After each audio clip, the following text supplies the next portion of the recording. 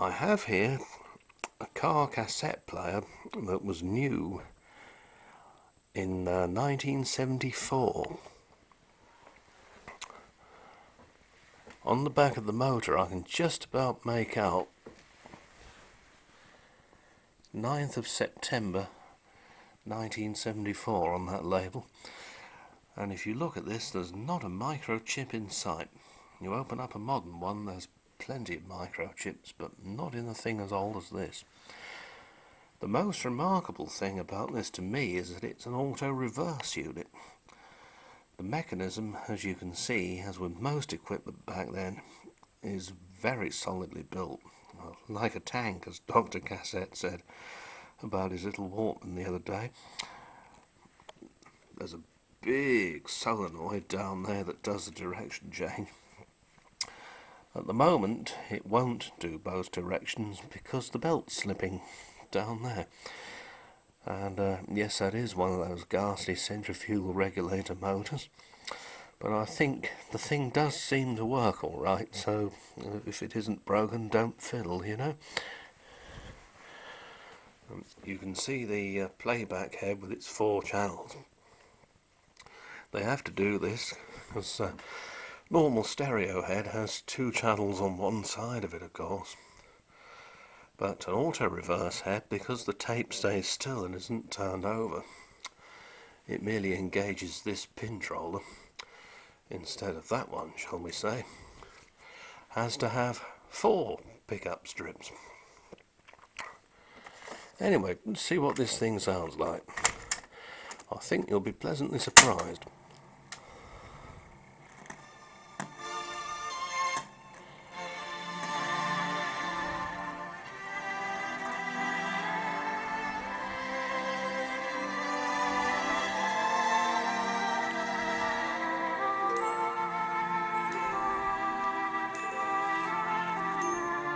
There's your tone control under there. The pots are a bit crackly, and it was really, to be honest, machines like this that sealed the fate of the 8-track, because once you had a design that would put up with all the bouncing and vibration and dirt and dust and so on you encounter in a car, the 8-track was doomed pretty well, because of course people had cassette recorders and cassette decks at home, often by this time very fancy models indeed. The speakers I've used today came from the dump and were made by Bush, so perhaps not everything they make nowadays is rubbish. Perhaps they went through a rubbish period, now they're coming out of it. I'll be generous. But there's a proper woofer with a rubber surround and a proper tweeter. I've had it apart and had a look. The only thing was, it's got a sort of silly, trendy front which ended about there. It doesn't really offer any protection much. So I might have to make up something else, I think, to fit on the front if I can. So it would be a shame to damage them. They do sound quite good.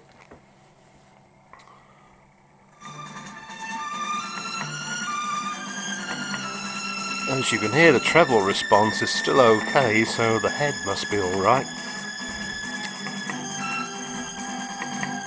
On the front is your direction indicator, which is a lamp. It won't be an LED.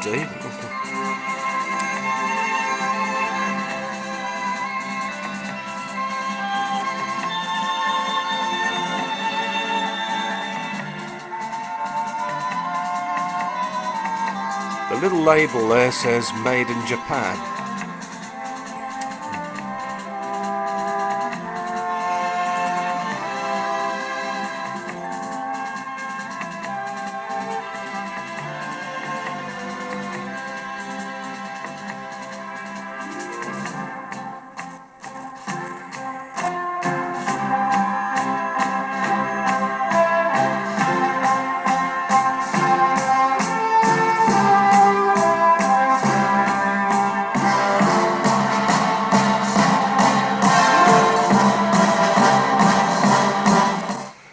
as you can hear, this thing is still capable of being bloody loud if it wants to.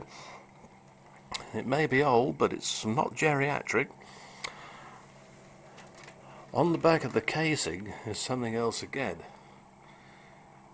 It says on the back, among other things, PYE model 2253. This is so old it can be 12 volts negative or positive earth. Just to be sure about the loudspeaker impedance, it says not less than 4 ohms per channel. I've used a pair of 8s today. At the very bottom it's got manufactured in Japan for and on behalf of PYE Limited, Cambridge.